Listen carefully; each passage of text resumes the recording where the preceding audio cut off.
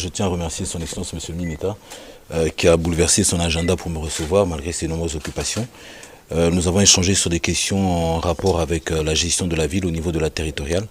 Vous savez qu'en tant que ministre délégué près l'urbanisme et l'habitat, mais aussi en charge de la politique des villes, il était important de mettre l'accent sur le rôle de tout un chacun au niveau de la territoriale. Donc j'ai remis à son Excellence Monsieur le Ministre des documents qui sont...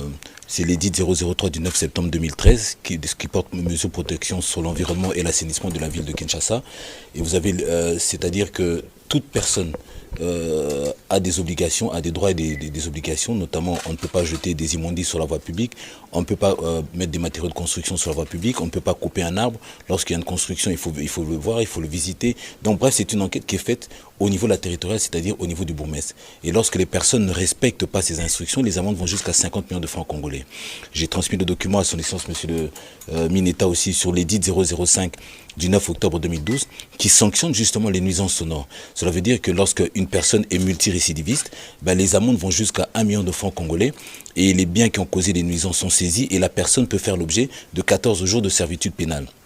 Donc cela veut dire que lorsque maintenant, toute personne qui constate qu'il y a une infraction, il y a une mauvaise construction, une personne qui construit sur un caniveau, ça c'est par rapport à l'édit 003, où il y a des nuisances, une personne qui est en train de faire du bruit, elle doit se saisir automatiquement, elle doit écrire à son bourgmestre qui est le plus proche et réserver copie à monsieur le procureur de la République, tel que son excellence monsieur le Mineta m'a dit. Et d'office, lorsque ce n'est pas exécuté, le bourgmestre pourra faire l'objet d'une convocation au parquet pour abstention coupable parce qu'il n'a pas exécuté ces textes et lois de la République, parce que c'est là où se trouve son devoir.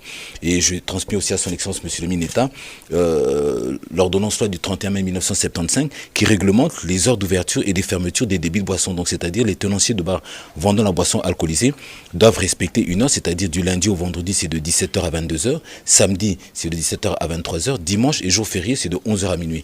Et ça dit clairement que lorsque des personnes ne respectent pas ces heures-là, les amendes vont jusqu'à l'équivalent de 500 $, et les peines privatives de liberté de 6 mois à 5 ans. Donc j'ai demandé le concours de son excellence monsieur le Mineta qui lui a justement la police judiciaire des parquets comme un instrument de contrôle pour qu'il puisse interpeller et sanctionner les responsables.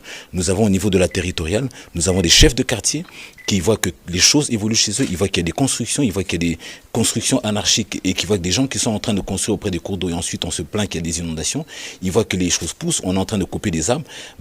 Donc c'est-à-dire c'est vraiment la responsabilité, on responsabilise tout le monde. Donc c'est-à-dire que vous gérez la chose publique, vous devez savoir que vous avez des devoirs et non des droits, tels que son excellence monsieur le président de la République l'a dit aussi, en mettant les choses à leur place. Et dans le cadre justement des villes solutions, on veut que justement toute personne qui gère la chose publique au niveau de la territoriale solutionne les problèmes de la population à la base. Donc c'est-à-dire à dire oui quand c'est oui, à dire non quand c'est non, mais pas de complaisance. Et je tiens à remercier son excellence monsieur le Mineta qui m'a permis justement de communiquer là-dessus. Et je le remercie déjà pour son accompagnement. Et nous allons déjà nous mettre, et il m'a instruit justement, il m'a demandé de faire une proposition de projet que je vais lui soumettre. Et lui évidemment comme il a ce quitus là, donc on va agir ensemble. Merci.